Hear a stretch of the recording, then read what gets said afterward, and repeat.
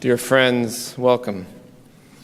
Welcome as we gather this day in a sacred circle of love because a dear loved one has died. And most importantly, we gather this day because a dear loved one has lived. Darrel lived a full life filled with love and laughter, sorrow and grief, a full human life with its challenges and its abundance of blessings. Tim will light our chalice this morning, or this afternoon, this barely afternoon, in honor and in love of Darrel.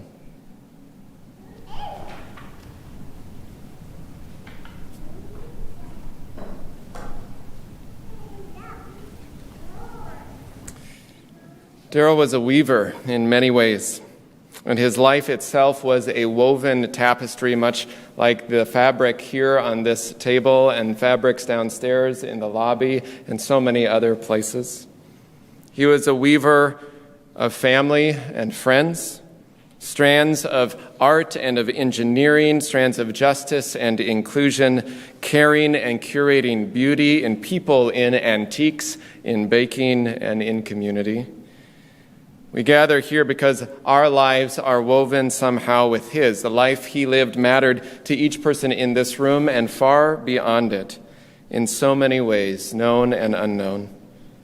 We gather because Darrel's life touched yours in some way, however small or great, though now the best presence of him, the sparkle that Tim says, you can see in some of those photos that never left. That sparkle seems distant, and yet his impact and legacy and love, those last long after death. And today, for that life lived, we celebrate and we give thanks. We hold each other, and we let sacred memory hold us, and a love that knows no end to hold Darrel. Darrel saved these words from long ago, a service. We're not sure exactly from which minister of this pulpit he saved them, but we found this old correspondence and these words that meant so much to him. So I begin our time with these, and you can hear them in Darrel's own voice. Come as you are. Bring your pain and grief. Bring your troubles and woes. Do not leave them at the door, but bring them into this place to be met with compassion. Bring your doubt and fear, skepticism and anxieties. Bring your joy and delight, celebrations and wonder. Bring your whole self, body, mind, soul, intuition, reasoning, love, where all the parts of who you are may be made whole again. May that be so. And amen. We'll sing together hymn number 21. It's in your gray hymnal. You may know some of it by heart. I invite you to rise in body or spirit as we sing.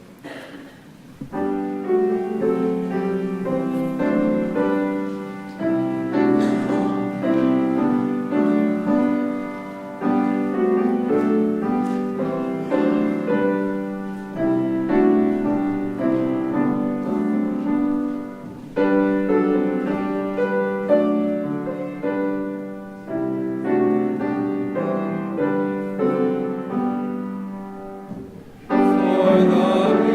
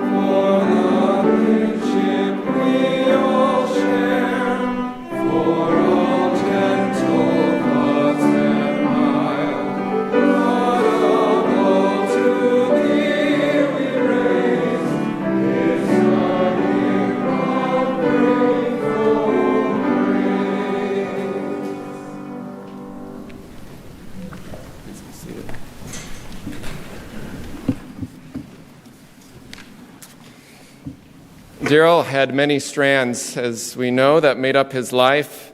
So many strands of engineering and justice work and faith and stories. He and I shared a Lutheran past, which we talked about often, and a love of spiritual lineage and history and old hymns and scriptures. In that spirit, here's a brief collection of some of the readings that help hold this time of memory in Darrel's honor and in his past, but also that he carried threads throughout his life of. From the Gospel of Matthew. Therefore I say to you, don't worry about your life, what you'll eat or what you'll drink, or about your body, what you'll wear. Isn't life more than food and the body more than clothes? Look at the birds in the sky.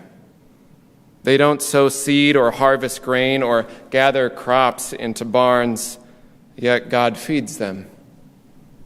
Who among you, by worrying, can add a single moment to your life? Notice how the lilies in the field grow. They don't wear themselves out with work. And from theologian Paul Tillich, who wrote, one cannot be strong without love. For love is not an irrelevant emotion. It is the blood of life, the power of the reunion of the separated. I love that phrase, the power of the reunion of the separated. It's a tender thing this day. And from poet Walt Whitman, how sweet the silent backward tracings, the wanderings as in dreams, the meditation of old times resumed, their loves, joys, persons, voyages. In gratitude for all these strands, Tim will share a reflection.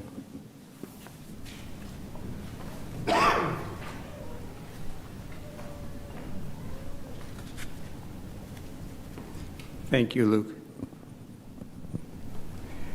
Before I say a few words about Darrel, first let me thank all of you for the many ways that you were with him in this difficult year as last year. It was difficult, and as his attention waned, as time went on, he always appreciated the cards and the thoughts and the visits and just the many good thoughts that you all gave him. He was reminded that he had a wonderful family and wonderful friends. I put together a few memories of Darrel to share with you, but some of you already know some of them. And so it's a good reminder that we can go on to share all those things that we experienced, all the ways that his life touched ours. He was the kind of man who left a legacy with people who knew him. He knew many people. So one day we were at the airport, and he said, you know, when I was working for IBM, I'd always meet people. I'd be going on a business trip, and I always meet people that I knew. And just then, somebody said, "Hi, Darrel." I was looking through some papers the other day and found this thought in his handwriting. Fill your life with what is important to you. And he had 2 exclamation marks. He learned that lesson in his life. He did it with his family, in his life's work, in his involvement in the community, and what he took up later in life as his recreation. He was fun-loving. From his stories, he was quite a prankster in college, and he had a love of family that only grew over the years. And I have this huge pile of birth announcements and wedding invitations, Christmas cards, and yes, obituaries. You were all dear to him. He loved the family gatherings. He loved passing on the family history and traditions. He taught many of the nieces and great-nieces how to make lefse and Norwegian cookies. They were fun times. He would get together with his sister Mayetta, and they would bake something, often that Norwegian wedding cake, celebration cake, and there would be this mild disagreement that went on. And it was always friendly, never hostile, just this mild disagreement. You do it this way. No, you do it this way. No, you do it this way. And I learned that they were reading the same recipe. He liked Chinese food. We went out quite frequently for Chinese food. One of his fortune cookies messages that he saved was, "You are a source of wisdom and strength to many people." He was one of the individuals who pioneered and brought together parts of the LGBTQ community in southeast Minnesota. And there were times he could be rather determined. He was the only volunteer ever fired from the Minnesota AIDS Project after a disagreement with the director. But the other side of that was that he made things happen, not just for himself, but also for others. He didn't like to do things halfway. The curtains at the old house were wearing thin. So now most people go to Macy's. He started weaving the new curtains himself. He reached out to numerous people many times to help them along their way. And for many years, we held a Thanksgiving dinner for those either far from home or for those whose homes did not welcome them. His love for this church, it was how it welcomed him back when in an age when welcoming people who were different was not so common.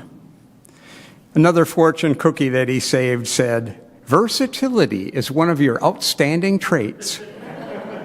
It was very true. He built things on a big scale. His masterpiece was the front entrance at IBM. And it gave him a skill, but also a perspective. He was very proud of the building renovation here at the church. He was the project manager on that. And rather than this elderly gentleman sitting back, he would go up on the roof every day. They didn't like that.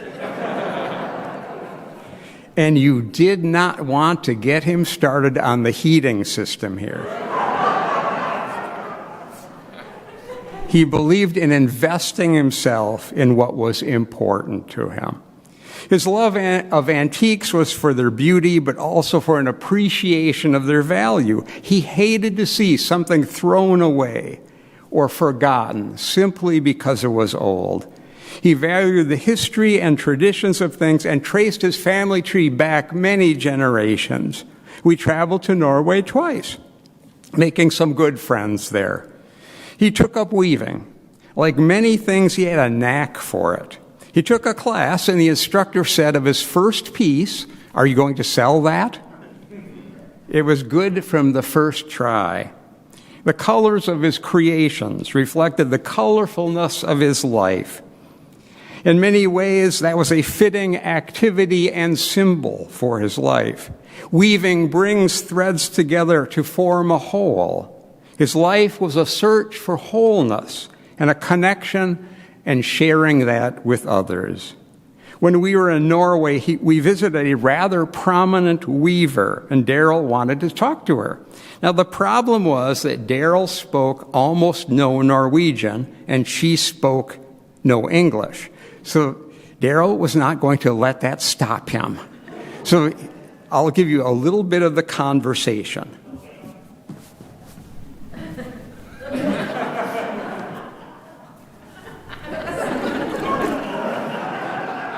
It went on for quite a while.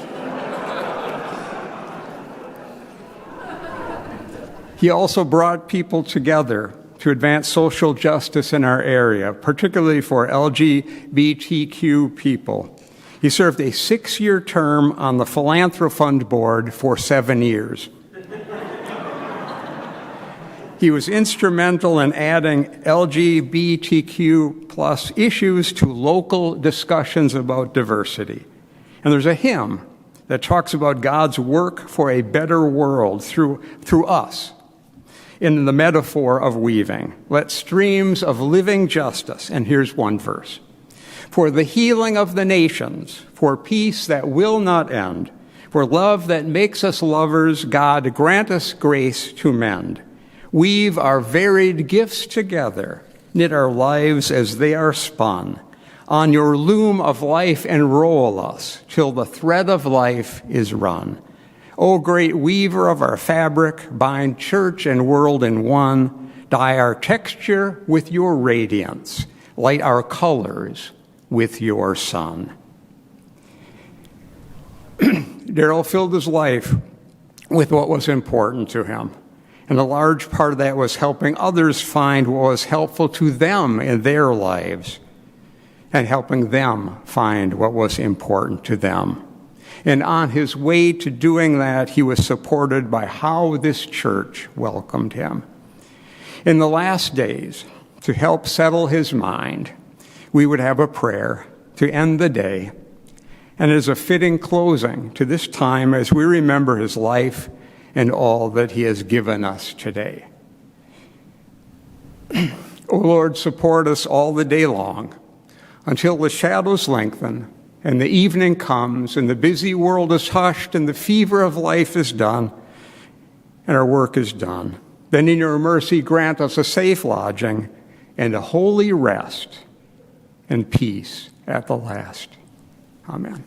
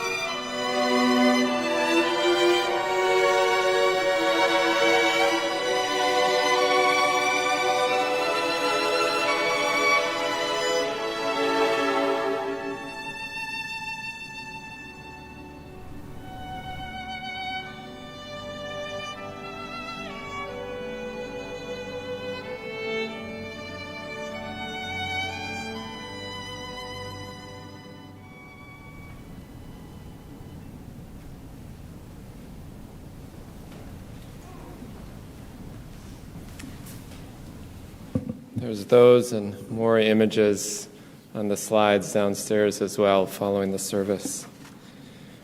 As you were speaking, Tim, I was thinking about his masterpiece, as you called it, at IBM, the front entrance. And the major renovation here at the church that he helped work on was a front entrance. It was about creating entrances for people. It was about creating openings and welcome and spaces where folks could find their place and come in.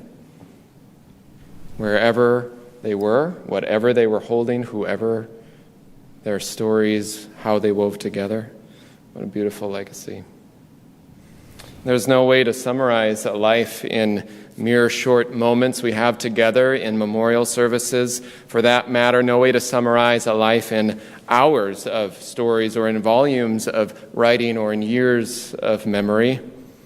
There's no way to hold on to all that we love, even as they have gone.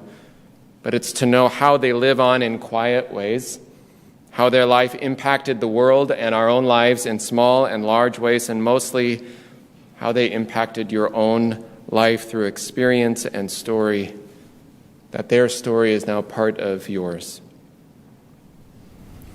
Darrel had high standards. We know this. For those who knew him well, and from his own expression, this could be both a blessing and sometimes a little bit of curse for him, of things that might bother him. I loved how he held those high standards. I remember once coming in here after this ramp was made not that long ago, and he was looking at these little pieces of wood, and then he was looking how they matched these pieces of wood. And he stood here with me, staring in a quiet sanctuary for probably 15 or 20 minutes, almost silently, looking at each piece. And he's like, nope. And then the person who worked on this wood came back and fixed it, and it was better, or at least acceptable for Darrel to be right. He had high standards, but he held it with integrity and honesty, with hope, sometimes frustration, but always with love and with care for the world as it could be. Probably one of my most favorite experiences of Darrel was not just one, but almost a routine. Darrel and I were almost polar opposites. He was a Norwegian Lutheran, where I was a Swedish Lutheran. Diametrically opposed, I assure you. But he would come while I was in my office here at the church, and I'd hear him coming down the hallway, either talking or more in recent years with his walker coming down the hallway, maybe after playing mahjong or some group meeting, or after curating the collection of antique items at the Clara Barton rummage sale, or just showing up any day of the week to look at the wood with me or whatever it happened to be. And he would come into my office and we'd chat about many different things. Once it was after I had preached about my grandma's Swedish kringla, and he brought a different Norwegian version in. And he lovingly baked it. It was by Wednesday after that Sunday, and he brought it in. And with love and care, he said, "These are better." And he was right. Though I wouldn't tell my grandma that. Sometimes it was about church life, where he'd come in when, in like the time we carried the old pulpit Bible that we have here from our old downtown church, and we had to bring it out. He was with his walker, and he had me carry it. He came down to the office. He's like, "Luke, I need you to carry something for me."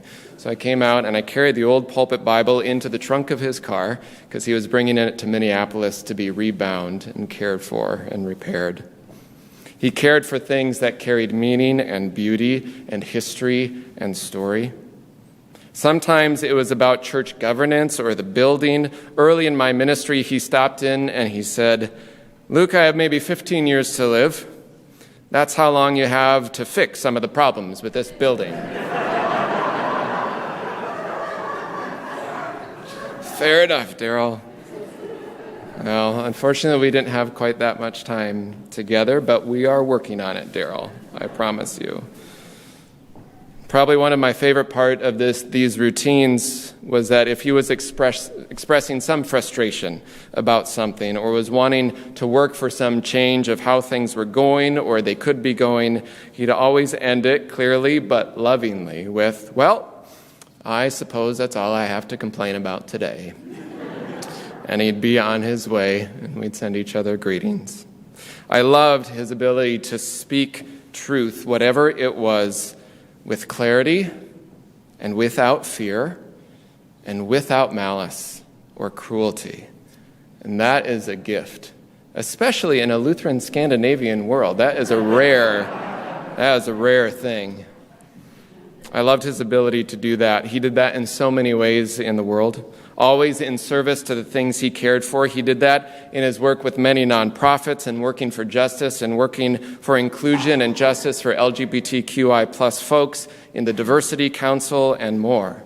Always at the intersection of justice and beauty and how things ought to and could be. And he worked to do his part to help make that so. He was not a sideline judger. He always overlaid that with strands of joy in the midst of the work. So right now I want to invite you just to take a breath, close your eyes if you want, and bring to your mind, bring to your heart, a favorite moment or memory with Darrel.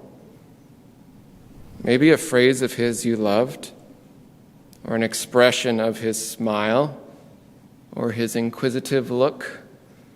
Some moment or place in the simple miracle of some moment that brought you joy, where you can feel in that memory the love of who he was, his personality, his gratitude for the world, and his work in it.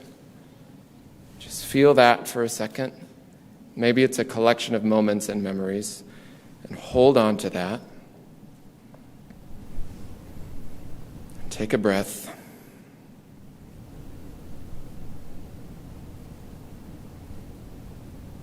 And all of a sudden, he's there with you. That's what love does. It's like waves in a large body of water. We feel the impact of each life as it comes close to us. And at times, it recedes into a great sea of memory. We come from and return to the same source, love, and long after we feel the impact of each individual life and each individual wave, or see its rising and falling with clarity, even as it recedes, the water is still there. This is an old, beautiful teaching. It's still among the larger presents in the sea of love, still present in the way that it ebbs and flows. Sometimes their presence, their life crashes up in our memory, and we feel it strongly. Other times their presence is as quiet as still water, but always there in the larger sea of love, which is everywhere. It's the little things that show up in our lives that keep crashing up, how that soul keeps living. So maybe the memory you held was a phrase that he used that maybe shapes how you talk, or you find yourself using it at times. Maybe it's a place that he loved. Maybe it's something they did or said with regularity that you remember. Maybe it's simply the feeling of what it was like to be with him at a meeting, while weaving, while baking, while playing games, while sitting at coffee hour, whatever it was.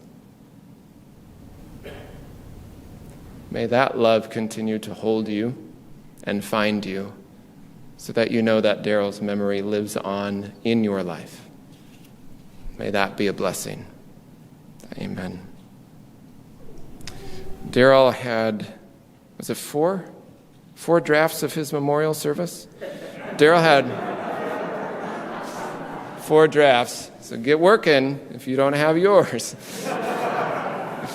He had at least 4 drafts. He'd regularly come up and say, I want this played, or I want to hear this. In the Garden was one, and The Swan was one.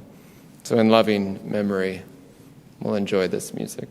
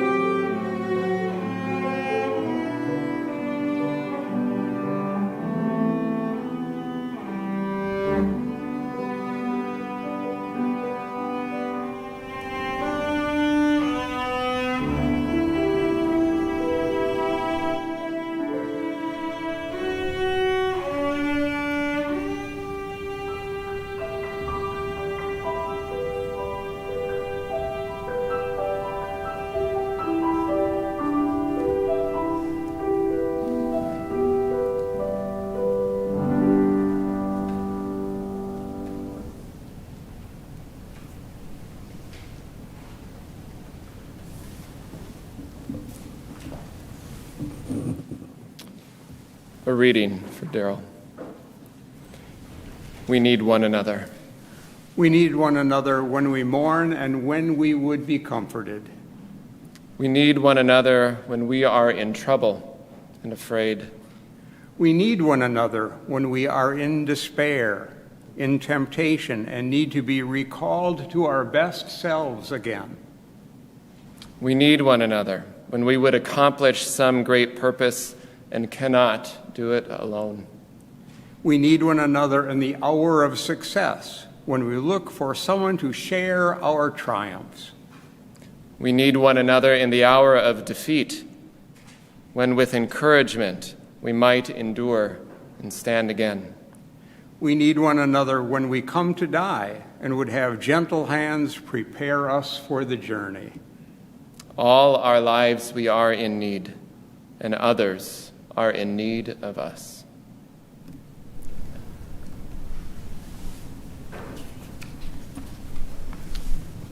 After the benediction and as the postlude plays, we invite you to follow us downstairs and join us for snacks and refreshments, just as Darrel wanted, a somewhat Unitarian Universalist / Lutheran style reception with some ham and some Jell-O and other wonderful things, and some cake. I'm not sure exactly how it all played out down there, but it's going to be lovely and delicious. And please bring your memories and bring your stories and your time together to celebrate Darrel's life with love and care. And a special thank you to many volunteers who helped create this day of setup and cleanup and setting the space with love and care. Many hearts and hands indeed in gratitude for this life lived. So I invite you to rise in body or spirit for the benediction. And as you're comfortable, to place a hand over your heart or hold a hand next to you and breathe deep the breath of life.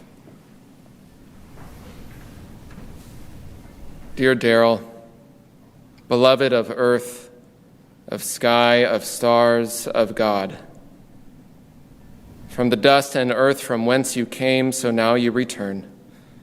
Your life, which has become nourishment in body and spirit to those who come after, into the embrace of love and light eternal, one with the earth and stars and the spirit of life and the God of love, an ancestor whose presence and spirit lives eternal. In the rising of the sun and in its going down, we will remember him. May the life I've lived speak for me. May the life I've lived speak for me. At the end of my days, when there's nothing more to say, let the life I've lived speak for me. And let the love I've shared speak for me. Let the love I've shared speak for me. And at the end of my days, when there's nothing more to say, let the life I've lived speak for me. Amen.